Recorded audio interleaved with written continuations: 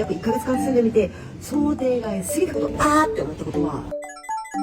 地域猫ちゃんがすごく多くって、ありがたいことにこう病院に連れて行ったりとかいろいろするんですけど、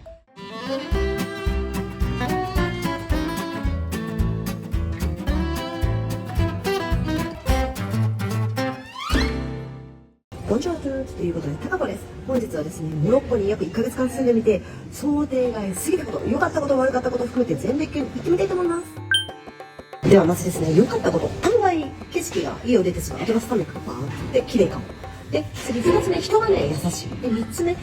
猫ちゃん好き、ワンちゃん好きには保護猫、保護人、助けるべき猫というのがたくさんいるよっていうこと。あと4つ目、フランス語喋れる人はフランス語が通じることが、まずいい感じですね。って思ったことは、家のコスパが悪い。40万円で暖房がほぼほぼ効かなくてとか、シャワーが上下から出てとか。と、今回、お掃除とか家政婦さんですね、家事代行の方をお願いしたんですけど、もちろんこちらの方なんで、そのモロッコ料理、タジンとかクスクスは作ってくださるんですが、それ以外、例えば日本のオムライスみたいなのをリクエストしても全然違う白物が出てきたり、やっぱり使う油が植物油がオリーブオイルじゃないものも本当にすごくいっぱい使われたり、白砂糖ブワーって使われたりとか、化学調味料に対するそういう意識がちょっとあまりにも違いすぎて、ちょっと待ってってなってしまうことがすごく実は多くてですね、日本のきちんとさが身についている私たちとしては、私日本の中では全然きちんとしてないものなんですけど、多分来るだけでもイライラしちゃう、本気で。これで約10万円ぐらいかってなるとどうなんでしょうね。で、あと生活のコストですね。生活コストもちょっとアフリカってことですごくお安いのかしらと思ってたんですけど、地元の方のマーケットとかに行くと確かに安い。でも地元の方のマーケットに行ったのは本当にもう帰国1週間前とか5日前とかそんな感じだし、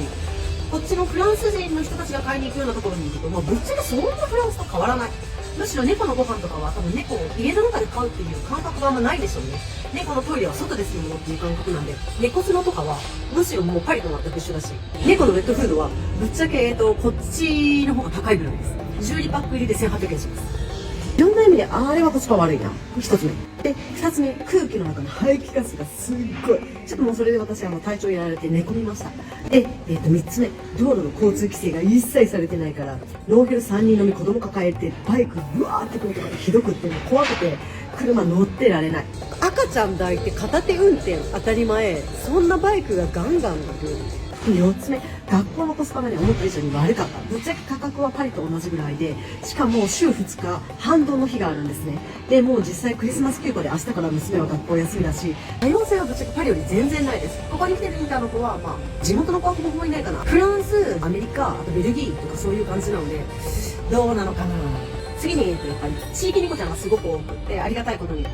病院に連れて行ったりとかいろいろするんですけど、住んでる人の意識が結構やっぱり低くって、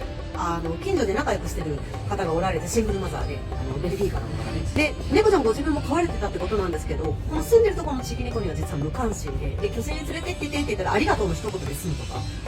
私たちがやらなきゃいけないっていう当事者意識がね、ほぼほぼみんなゼロなんです。それに結構私は驚きを持っていまして。で、あと私が勝手にお世話してるんでそれはいいんですけど、怪我してた猫ちゃんをやっぱり外には出さなくて今お家の中でお世話をしてるんですが、やっぱりね、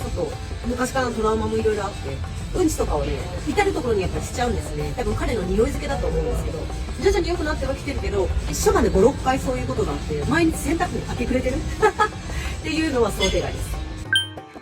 こういうことを考えると、ぶっちゃけ結論としてはもう二度と来なくていいかも。多分来たとしても1週間、交通の便の中心地に滞在して、楽しい美味しいでおしまいでいいと思う。でもパリ自体もぶっちゃけそれでいいと思う。日本人がね、日本以外のところに住もうとすると、もうとにかく全てが日本みたいに整ってないから、イラッとしかしないと思う。